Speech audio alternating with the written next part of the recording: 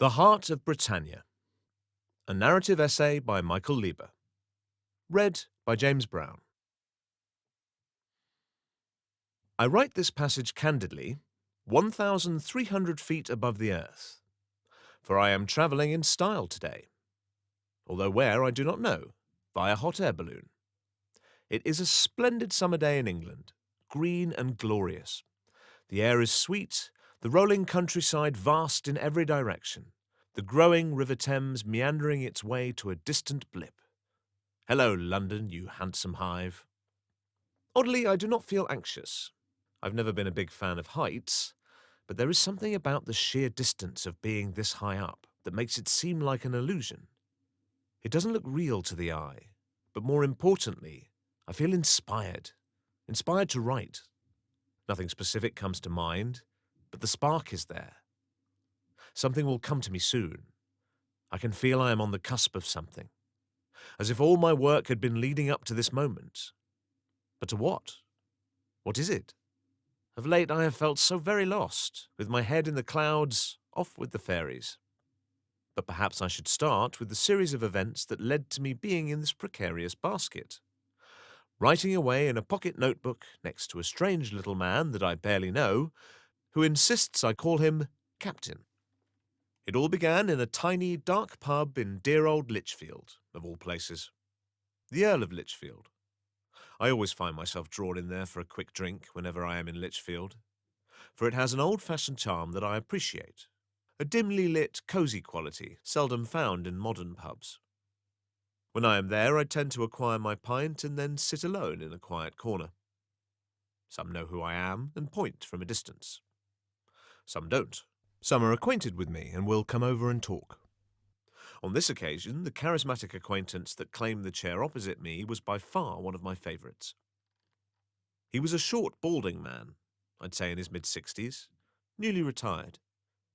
He spoke very quickly and was obsessed with all things aviation. He knew all the names of the Red Arrows, past and present, off by heart, could drone about Spitfires and Messerschmitts for hours and hours, attended aerospace conventions and air festivals, and had acquired, in his retirement, his very own hot air balloon, and obtained a license to fly it. This, as he saw it, gave him divine right to proudly work into every conversation that he was a certified aeronaut. I never found out what his actual job was prior to retirement, but, at a guess, I would say a rather mundane but well-paying office job that had not the slightest thing to do with aviation. I've never had much interest in this particular subject, but when he spoke of his passion, his joy of flight was infectious. He had a lick of the poet about him. I would say I met this man a total of 11 times over a span of 5 years, and this is long enough in pub years for greetings to become crystallized. He would approach with his whiskey, sit down and say something like, "Hello, Mike," or Mick, or Mickey, or some other malformed version of my name, and then say, "How's the book business?" I in turn would say, "It's going very well. How's the balloon?" His response to this was always, "Living the dream. I'll take you up with me sometime." Now, this was an offer neither of us really took seriously. It was a pleasantry, and one I would never usually consider. As previously stated, one is prone to vertigo. But on this occasion, I was in a particular state of mind. I felt restless, and had just told a lie. The writing was not going very well. I hadn't written anything in almost a year, and any and all inspiration eluded me. I needed a kick, a jolt, something to fear, something to worry about, to overcome. So as our conversation ran its course, or rather I listened to him talk and talk about Pinewood biplanes of World War I and a few low-voiced trivia facts about Adolf Hitler, I waited patiently for the balloon to come up again, as it were. I didn't have to wait long. "Speaking as a qualified aeronaut," he said, taking a gulp of his whiskey, "they should bring back the airship industry for transporting freights. Twice as cost-effective as cargo ships, and you can land anywhere. That's why I went for a balloon instead of a plane. The accessibility." This was my moment. "Speaking of your balloon," I explained my dry well of inspiration, and that such an excursion would invigorate my pen hand. I then inquired when he was planning his next flight. He went oddly quiet and took another very slow sip from his whiskey. There was a feeling in the air that I had overstepped a boundary, that I had shattered the shallow pleasure of engaging with a casual acquaintance by asking for something more, something real, something tangible, something that required commitment. I could practically see the leaping of his brain as he ran through all of our encounters to ascertain how well he knew me. Not quite well enough. He leant forward, pensively, and took to discouraging. Well, the balloon isn't here in Lichfield, it's in Rickmansworth, miles away, where my son lives. He's got a truck. You need a truck for loading and pickup. Oh, how I think back on this moment. I should have just given a casual wave of my hand. Oh, never mind then. I'll get the next round. Same again, bells and tonic. But I persisted, didn't I? Stupid, Michael. Stupid, stupid, stupid. Every chance he gave me to relinquish, I battled back in a wave of optimism. Well, I can get to Rickmansworth, no problem. When are you next going down? Well, next weekend, but you'll have to put a good £500 towards the cost of the flight. It's not cheap, There is petrol for the truck, fuel for the burner. Not a problem. Saturday or Sunday? Well, I suppose Saturday. But I wear a special hat when I fly. You'll have to call me Captain. I saluted. Aye, aye, Captain. I am aware I'm not coming across very well here, but the worst of me is yet to come. He did eventually settle upon my proposed adventure, and even got quite excited about it after half an hour or so, and spoke of the views I would see, and he would teach me about warm and cold weather conditions. But even as we parted ways at the end of the night, with our dates set and phone numbers exchanged, it still took a good few attempts to convince him that I was being deadly serious. Now, you will notice that I have not yet mentioned his name, and nor do I intend to. The reason why will become evident by the end of this essay, but for the sake of addressing him, he will henceforth be referred to as the Captain. It has also just occurred to me that I best not mention what year all this occurred in. Again, all will become evident. I should like to shorten, or rather squeeze, the details of the commute, for efficiency if nothing else. On the day, got a handful of trains to Rickmansworth, 2 missed calls from the captain, 1 phone call with the captain, directions included, and 1 taxi ride to a field. And my timing could not have been more perfect, for the awkward handsy job of filling the balloon with hot air as it blubbers on its side had already been completed, and its gigantic size was magnificent. Oh, how I wish I could describe it to you, what it looked like, its colours, its shape and accessories, but its identifying features must remain a secret. Again, all will become evident by the end of this story. But I suppose, as I can't describe to you what the balloon actually looked like, there is no harm in making a description up. Its humongous bulb was gold and royal blue, with Grecian patterns and spirals, and crowned around its middle, with draping plumes of red satin.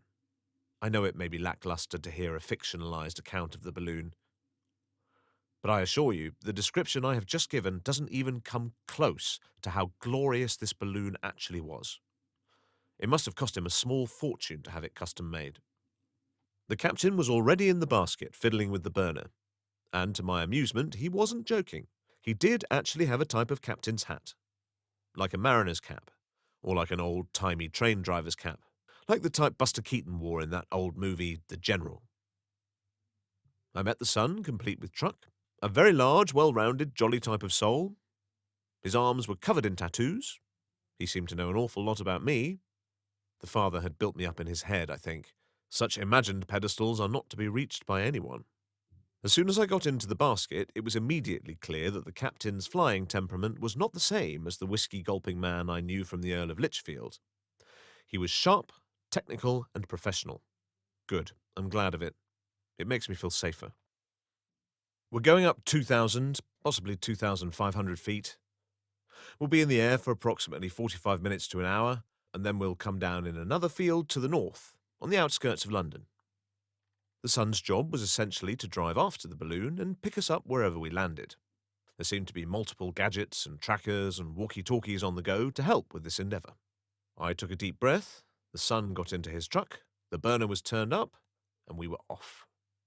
For the first few minutes, I had my eyes firmly closed and my nervous fingernails firmly embedded in one of the foam-sheathed crossbeams that holds the basket to the burner as the grassy field was pushed away from us, revealing itself to be just one green square among many. The son's voice staticked through the captain's walkie-talkie. "Pulling out the field now." I opened my eyes. The illusion was complete. And we are now, more or less, back to where the story started. But the setting is worth mentioning more than once. It was a splendid summer day. The River Thames revealed its full serpenthood before us, and I had not forgotten my reason for being there in the first place: to be inspired. 45 minutes to an hour is not really enough time to write anything substantial, leaving only short form to be achieved. And even this proved difficult, as the captain took it upon himself to act the good host and talked for a good while. Some of his facts about the history of ballooning seemed quite interesting and somewhat inspiring. But when he began to complain about new balloon flight restrictions and overly safe legislations put in place by the BBAC, British Balloon and Airship Club, this, I must confess, titillated about as much inspiration as a wet teaspoon. But naturally, as a diligent Englishman, I nod and aha and oh really. Meanwhile, I'm scribbling anything I can in my notebook as fiercely as the wind is ruffling my beard. A thought, a quotation, anything, just so I've at least written something. A man who wants to be strong will always have the last word, but a man who is strong will... I can't think of an ending. I was distracted, but still enjoying myself all the same. The captain continued to talk for a further 10 minutes, making 15 in total. But then, to my immense relief, he suddenly went deadly quiet. And it was such a sudden halt of speech that I took cause to look at him. He was frowning intently at one of his gizmos. "Anything wrong with the balloon?" I said. No, it's all fine," he replied sharply. I took this to mean all was above board and went back to admiring the view and the beauty of London off in the distance, which curiously seemed a lot closer than a moment ago, although the plan was to skirt the outer edges of London, so I didn't pay it much mind. I returned to my now quiet musings. So many little thoughts. Perhaps I shouldn't pander to the academics anymore. At least, not so much.